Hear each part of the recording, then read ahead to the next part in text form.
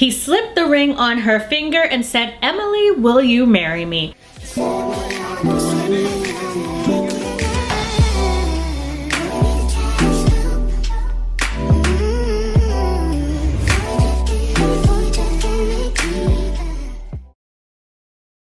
Hey my beautiful peeps, if you're new here, my name is Char and welcome to Char TV. In today's video, I'm going to be doing a recap on episode 11 of 90 Day Fiancé. It's called How to Marry a Stripper. And as always, I'll be recapping the 4 couples that I usually do. I'll be starting with Kobe and Emily. Since Kobe has arrived, he's been sleeping in the room down the hall because obviously there's no room in the bed for all 3 of them. So because of this, today they've decided to go mattress shopping.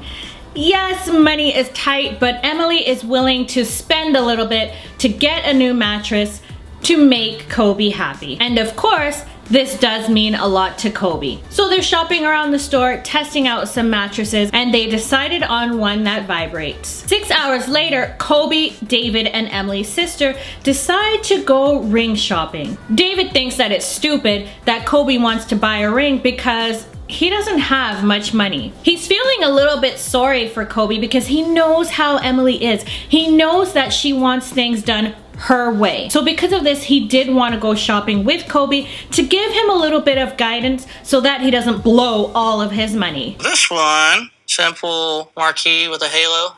Yeah. It's pretty, but it's kind of simple for Emily, right? Yeah. I'm really nervous for him because I think she has her heart set on the sparkle, the bling, and hearing about she bought her own ring and she hasn't told him. It's just crazy. Madeline, Emily's sister, said that Emily wants something a little different and she's concerned with the amount of carats that a ring has. So the associate is showing Kobe some flashy rings and shows him one that's $7,000. Of course, poor Kobe is shocked and discouraged because he only brought with him $4,000 to the US. He explains to the associate that his budget is $1,000. So then he's shown rings that have smaller stones, and to me, they looked just as nice. This one here is $1,500. Pricing wise, this has got a lot of diamond for the price. Oh, it's beautiful. Like that definitely looks like something she would like. Wow. It's just so beautiful. Here's another thing. So if I gave you guys today 30% off, with tax, that puts you at $1,152 out the door. They were able to work out a deal so that it would fall within Kobe's budget. Of course, he agreed to buy the ring. Even though the ring was a quarter of the amount of money that he had brought with him, he loves Emily and will do what it takes to make her happy. Days later, it is date night. Kobe is taking Emily to dinner. He's feeling excited because he plans on proposing to her for a second time. Now, Emily didn't like the first ring that Kobe gave her when they were in China because it wasn't a real diamond. So this time around, he got her a beautiful ring, but he is feeling nervous because he spent a lot of money on that ring and he hopes that she likes it. While they're chowing down on the delicious looking food, oh my goodness, the sushi looks so good. I'm a foodie, so I love food. But anyhow, the server came by with some champagne on the house. What the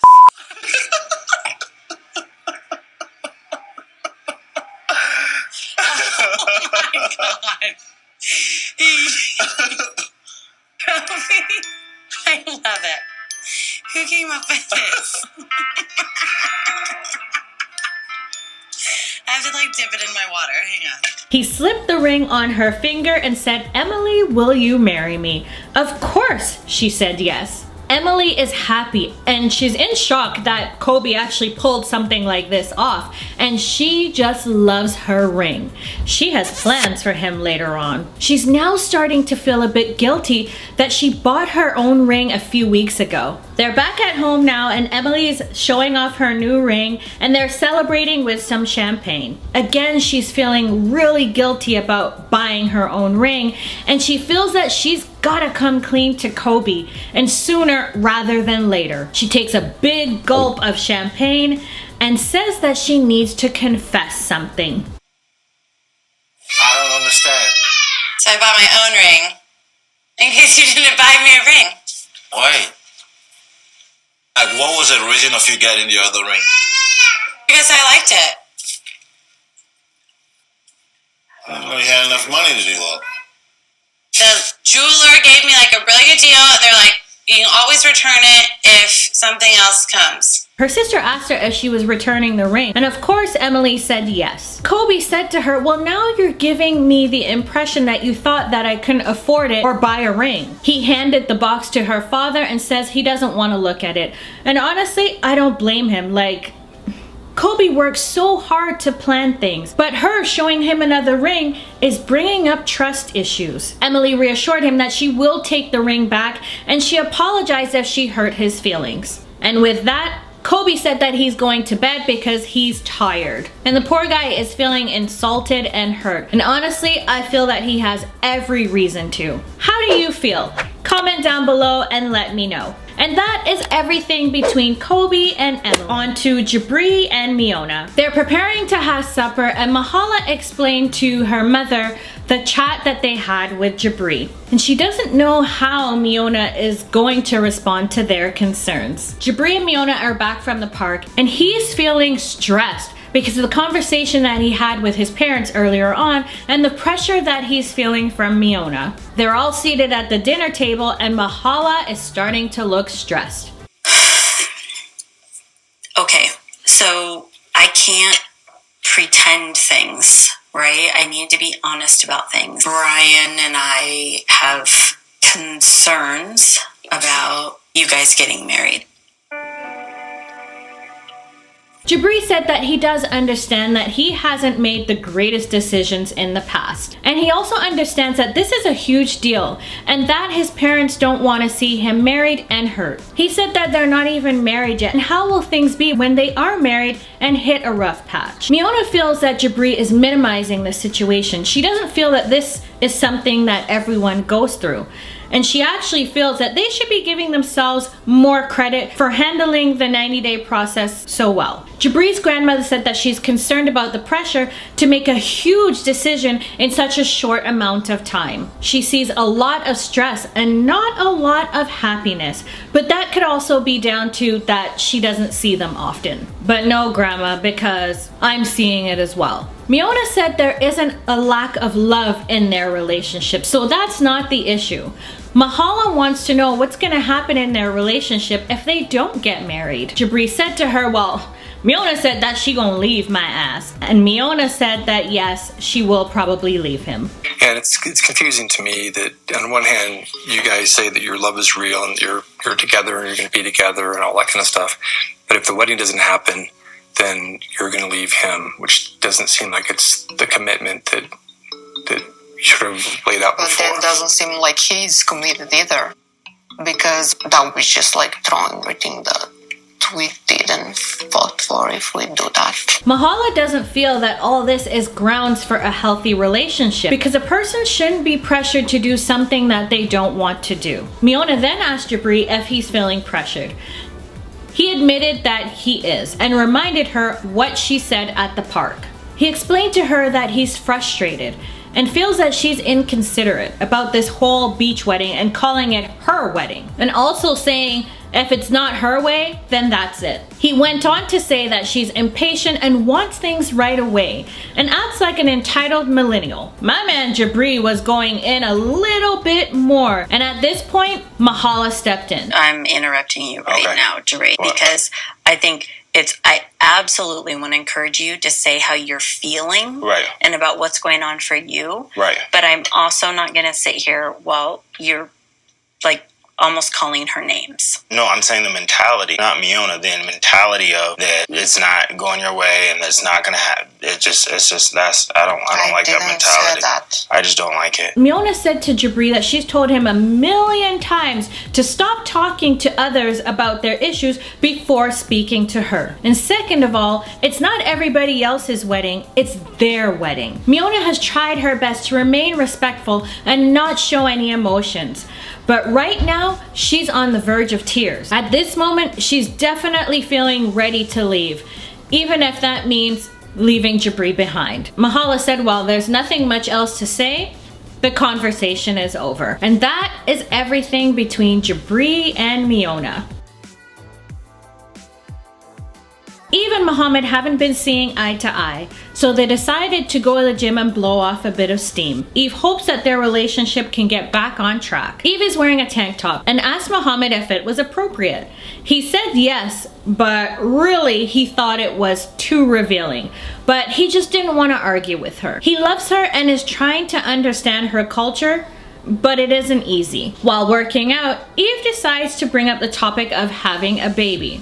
Don't ask me why she felt the need to talk about it there when they're there to work out. Mohamed said if they have a child, it's important for him to bring that child with him to the mosque. What do you think about if I don't convert and the child is going with you and then sees that I'm not, if I'm doing yoga and having a class and they're around just like Farron is in the morning, then if the child is more interested in what I believe and I'm doing, like what's going to happen? I will teach my child my religion until they became like adult and they can choose to. Eve said, well, what if they choose not to follow his religion because they're exposed to what she does? Mohamed said, now, wait, let me make something clear. I don't want the child to be confused when it comes to religion. The child will be Muslim. Eve, of course, does not agree. But Mohamed feels that this won't happen because he does plan on taking the child to the mosque. This makes Eve worry. And Mohamed said, well, this is simple because the child is going to be Muslim. And she said, well, it's not that simple because she's not Muslim. If the child will be raised in the spirituality that Eve believes in, it's going to end up with the kid drinking alcohol and didn't and doesn't know what he should do. Eve was raised with, let's say, too much freedom. And I don't think that she's going to be a good behavior for my child. He said to her, let me be clear to you. If my child is not Muslim, well, then I prefer not to have one. Eve doesn't feel that it's okay for him to say that and doesn't know if she's okay with that. And that is everything between Eve and Mohamed. Nothing too exciting there. As I've said before many times, these are conversations that they should have had before he moved to the US. On to Ariela Biniyam. Ari is going to meet up with Leandro to get some advice because she has some concerns about her relationship. Now remember, Leandro is her ex-husband and they remained best friends. So how was the fight? That was good. How many rounds? Sorry, 36 seconds. In 36 seconds you ended it? Yeah. Nice. He ended it the same way that I think he ended you. Yeah. Oh, God.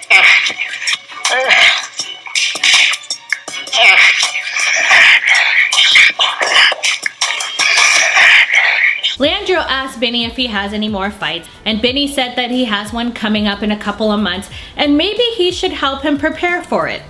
Leandro feels that, he probably could find somebody more suited for that. Ari chimes in and mentions the female that Bini was training with, and also told Leandro how Bini was not honest with her. It doesn't seem that you communicate enough. I used to make that mistake.